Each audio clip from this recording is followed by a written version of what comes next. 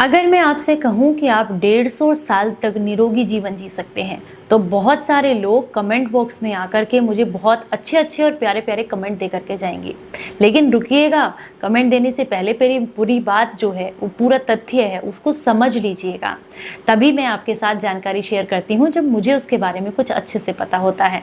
तो इसलिए पूरा वीडियो ज़रूर देखिएगा।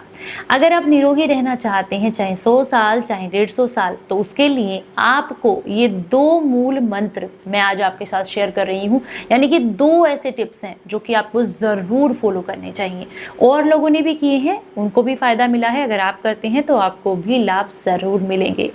Hello everyone, welcome back. मैं आपकी होस्ट संतोष मधु, एक सर्टिफाइड डाइटिशियन और एक नेचुरोपैथ।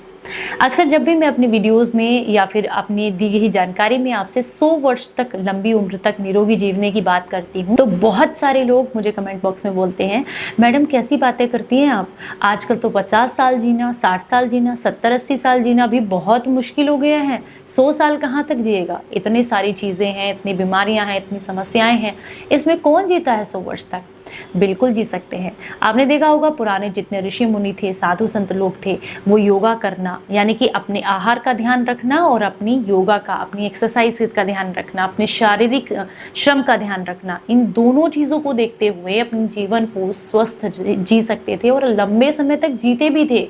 पुराने ऋषि मुनि को आप देखें कितने कितने वर्ष तक जिए हैं, आप बहुत आसानी से सर्च करके देख सकते हैं। तो वाकई इतने लंबे समय तक जिया जा सकता है, वो भी निरोगी।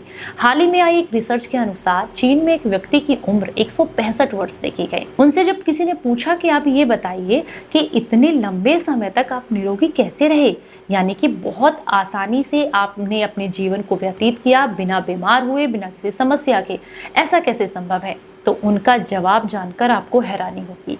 उनका कहना है कि आपको सिर्फ जीवन के 2 ऐसे मंत्र हैं जो आप कह सकते हैं मूल मंत्र हैं, जो कि आपको अपनाने हैं और अपने आहार का, अपनी दिनचर्या का ध्यान रखना है। इससे आप निरोगी जीवन इस समय में भी यानी कि कलयुग में भी जी सकते हैं।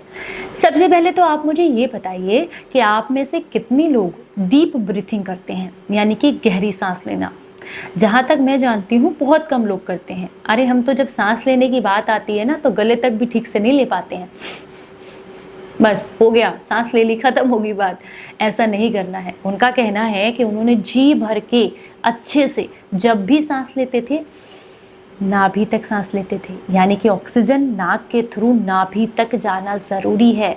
तभी इसे क्या कहते हैं, प्राणवायु। अगर आप प्राणवायु का संचार अपनी बॉडी के अंदर नहीं करेंगे तो फिर प्राण कहाँ से सुरक्षित रहेंगे। इसलिए प्राणवायु को अंदर डीप ब्रीथिंग करने के साथ साथ अंदर लेकर के जाना, नाभि तक स्टोर करना बहुत ज़रूरी है।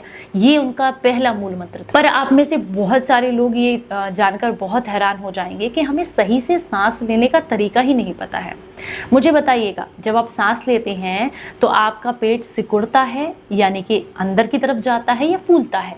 जिनको भी पता है, जो भी ये डीप ब्रीथिंग करते हैं, मुझे ज़रूर बताइएगा।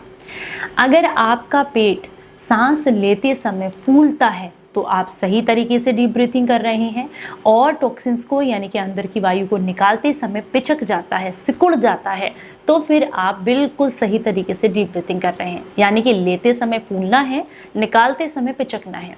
ये कैसे कॉन्सेप्ट काम करता है? आपने देखा है एक गुब्बारे को हम हवा भरते हैं ना, उसके अंदर जब हवा जाती है तो वो फूल जाता है, और जब उसके अंदर से हवा निकाल देते हैं तो वो पिचक जाता है। सिंपल सा एग्जांपल है, इसी से समझिए। क्योंकि अगर आप सांस को लेते समय पेट को पिचका रहे हैं तो पेट के अंदर प्राणवायु इकट्ठी नहीं होगी, जमा नहीं होगी, स्टोर नहीं करेगी, वो अंदर अपना इम्पैक्ट नहीं दे पाएगी। और अगर आप सांस को निकालते समय पेट को फुला रहे हैं तो पूरी की पूरी वायु निकल जाएगी। यानी कि आपने प्राणवायु ली तो सही, लेकिन ना तो आपने उसको बॉडी के अंदर स्टोर किया, ना कोशिकाओं तक पहुंची, ना ऑर्गन्स तक पहुंची, तो उसका बेनिफिट आपको क्या मिला। इसलिए बहुत ज़रूरी है कि आप डीप ब्रीथिंग करें। सांस को लेते समय एकदम शांति से बैठें, बिल्कुल पद्मासन में, सुखासन में बैठ सकते हैं, चेयर पर बैठ सकते हैं, नहीं बैठ सकते हैं उस अवस्था में तो, लेकिन डीप ब्रीथिंग करना बहुत ज़रूरी है। जितना आप अपनी प्राण वायु को संचारित करते हैं शरीर के अंदर, अच्छे से लेते हैं, बहुत बढ़िया तरीके से और निकालते हैं टॉक्सिन्स को बाहर, उतने ही लंबे समय तक आप अच्छे से निरोगी जीवन जी सकते हैं। क्योंकि हमारे शरीर के लिए ऑक्सीजन कितनी ज़रूरी है ये किसी को बताने की ज़रूरत नहीं है। पर ऑक्सीजन किसके थ्रू मिल रही है? एयर के थ्रू। एयर कैसे जाएगी वो हम डिसाइड करेंगे किस तरीके से जा रही है। तो पहली बात तो नाक के थ्रू लेंगे तो फिल्टर होके जाएगी अच्छे से साफ सुथरी। दूसरा, वहाँ तक नाभि तक पहुँचेगी तो नाभि के साथ जुड़ी हुई होती हैं आपकी 72,000 वो नाड़ियाँ, जो कि उस ऑक्सीजन को तुरंत आपके शरीर के अलग अलग हिस्सों तक पहुंचा देती हैं। और जितना ज़्यादा ऑक्सीजन आपकी बॉडी के सेल्स को मिलेगा उतना वो जीवंत होती हैं। आप कहते हैं वो नई नई क्रिएट होती हैं, नई सेल्स बनती हैं और उनमें शक्ति आती है। तो ये बहुत ज़रूरी मंत्र है, इसको ज़रूर फॉलो कीजिएगा। अब कुछ लोग सवाल करेंगे किस समय कर सकते हैं। देखिए, सबसे अच्छा समय है कि खुले में बैठकर आप आराम से, कहीं पेड़ पौधे हों तो वहाँ बैठकर करें, छत पर बैठकर करें और सुबह के समय में करें। पर अगर आपके पास समय नहीं है तो आप रात्रि के समय में, अगर आपने खाना खाए हुए 3-4 घंटे हो गए तो उसके बाद भी कर सकते हैं। ये तो हो गया हमारा पहला मंत्र। अब हम बात करेंगे दूसरे मंत्र की, जो कि अक्सर ज़्यादातर लोग इसको गलत करते हैं। हम क्या करते हैं, देखिए हमारा पूरा शरीर किस चीज़ पर टिका है? हमारी रीढ़ की हड्डी पर। जगह जगह तक उसकी नसें जाती हैं, सप्लाई, ब्लड सप्लाई इधर उधर होता है, बहुत काम होता है रीढ़ की हड्डी का।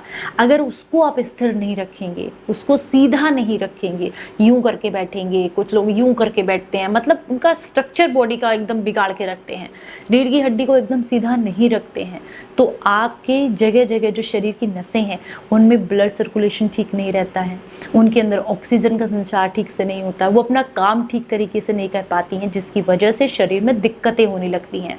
सबसे पहली दिक्कत क्या होगी? ब्लड सर्कुलेशन अच्छा नहीं होगा आपके शरीर का, और ब्लड सर्कुलेशन अच्छा ना होने की वजह से कई सारी गंभीर समस्याएं आती हैं। तो इसलिए जब भी बैठें अपनी रीढ़ की हड्डी को एकदम सीधा करके बैठें, ताकि बॉडी के अंदर जितना भी काम है, जो हमारा हार्ट कर रहा है, जो हमारा माइंड कर रहा है, वो अपना काम बेहतर तरीके से कर सकें, उनको कोई समस्या ना हो। तो ये तो हो गए 2 मूल मंत्र। लेकिन इसके साथ मैं कुछ चीज़ें ऐड ऑन करना चाहूँगी, जैसे कि मैं आपको बता दूं, बहुत ही ज़रूरी, थोड़ा पर्सनल है लेकिन मैं आपको बता दूं। देखिए, हमारे घर में 2 मेरी नानी है। 2 मेरी नानी इट मीन्स मेरी सासू माँ की मम्मी जी और उनकी बुआ जी। तो दोनों की एज लगभग सेम है, दोनों 90+ हैं। अब दोनों के साथ आप कह सकते हैं एक कोइंसिडेंस हुआ, यानी कि इत्तेफाक आप कह सकते हैं। एक नानी जो कि मम्मी की बुआ जी हैं, उनके साथ क्या हुआ कि पैर फिसलने की वजह से वो गिर गई। गिरने की वजह से उनके कूल्हे में काफ़ी गहरी चोट आई। डॉक्टर को दिखाया, डॉक्टर ने बोला कि कूल्हा टूट गया है, उसका रिप्लेसमेंट। अब आप में से बहुत सारे लोग जानते होंगे कि कूल्हे का रिप्लेसमेंट कितनी बड़ी सर्जरी होती है। अगर इसे करा जाए तो जो हम लोग स्वस्थ लोग हैं, अच्छे भले लोग हैं, वो उससे रिकवर बहुत मुश्किल से कर पाते हैं। बहुत टफ डिसीजन था, लेकिन मैं भैया को, जो लोग उनकी केयर करते हैं नानी की, उनको बहुत थैंक यू कहना चाहूँगी। हो सकता है वो मेरी वीडियो देखते भी हों, हो सकता है नहीं भी देखते हों, लेकिन मैं फिर भी थैंक यू बोलती हूँ। जिस समय पर अपने माँ बाप की लोग सेवा नहीं कर रहे हैं, उन्हें वृद्धाश्रम में छोड़ रहे हैं, उस समय पर वो नानी की इतनी अच्छी केयर कर रहे हैं, तो उनके लिए ज़रूर आप कमेंट बॉक्स में एक लाइक ज़रूर भेजिएगा। तो उन लोगों ने क्या डिसीजन लिया कि नानी की इस एज में भी ऑपरेट हम कराएंगे। डॉक्टर ने भी सलाह दी कि करा सकते हैं, कोई परेशानी नहीं। नानी का ऑपरेशन हो गया और नानी ने अपने आप को अच्छे से मेंटेन किया, यानी कि उनकी केयर की गई और अच्छे से 3-4 महीने उनका ध्यान रखा गया। पर बहुत ही इत्तेफाक की बात है, यानी कि उनकी भाभी, मेरी मम्मी की मम्मी नानी जी, वो भी 90+ हैं। उनके साथ क्या हुआ, वो बाथरूम में जाते हुए स्लिप हो गई, फिसल कर गिर गई और उनके भी कूल्हे में चोट आई। अब मामा जी उनको लेकर के गए डॉक्टर के पास, तो उनको भी सेम कंडीशन, यानी कि आजकल आपने देखा है ना, बुढ़ापे में हड्डियां तो कमज़ोर हो ही जाती हैं। ऐसी डाइट नहीं है हम लोगों की, उतना कैल्शियम नहीं ले पाते हैं, तो हड्डी बहुत आसानी से टूट जाती हैं। तो उनकी भी कूल्हे की हड्डी ही टूट गई थी। उनका भी क्या हुआ, मामा जी ने डिसीजन लिया कि उन वाली नानी का, यानी कि बुआ जी का ऑपरेशन हुआ है, वो ठीक है, अभी 3-4 महीने हो गए हैं उनके साथ, कोई समस्या नहीं है, तो हम लोग भी ऑपरेट कराएंगे। तो उन्होंने भी ऑपरेशन करा दिया नानी का। इसके बाद धीरे धीरे करके नानी रिकवर होने लगी।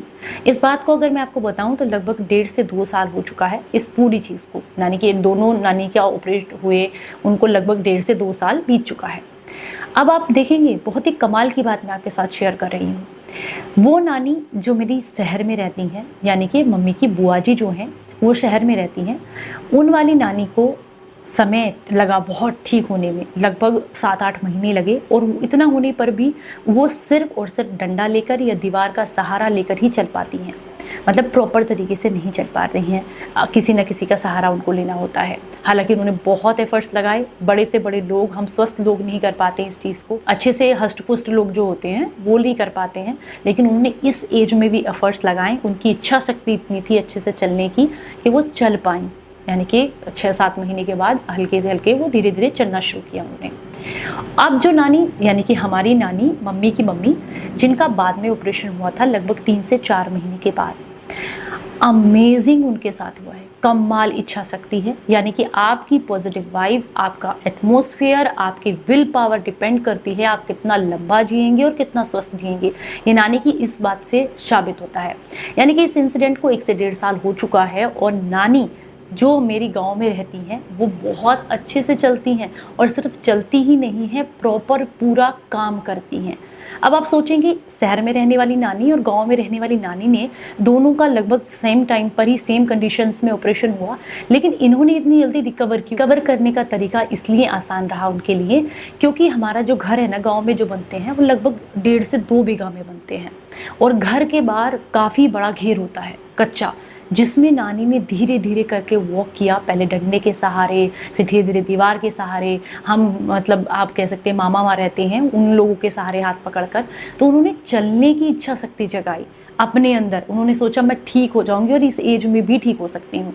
तो विदिन 1 साल के अंदर वो अच्छे से रिकवर कर गई।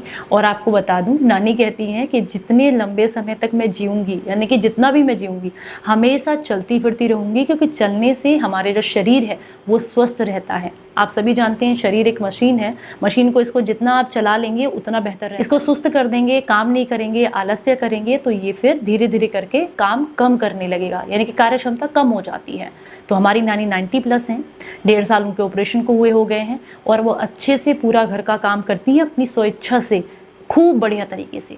अब आप सोचेंगे जो शहर में रहती है नानी, उन्होंने भी इम्प्रूवमेंट किया, काफ़ी मेहनत की, लेकिन वो प्रॉपर तरीके से क्यों नहीं चल पाए? उसका रीज़न था, शहरों में घर छोटे होते हैं, जगह जगह पर पत्थर या टाइल्स होती हैं, और दूसरा वो नानी को ना आँख में भी थोड़ी सी समस्या है, काफ़ी एज हो गई है, तो आँख में थोड़ी सी दिक्कत है उनको। तो उन्होंने इस डर की वजह से कि कहीं टाइल्स पर पैर ना फिसल जाए, मैं किसी चीज़ से टकरा ना जाऊँ, इसलिए वो चली तो सही, लेकिन उतने खुलकर उतने अच्छे से नहीं चल पाई।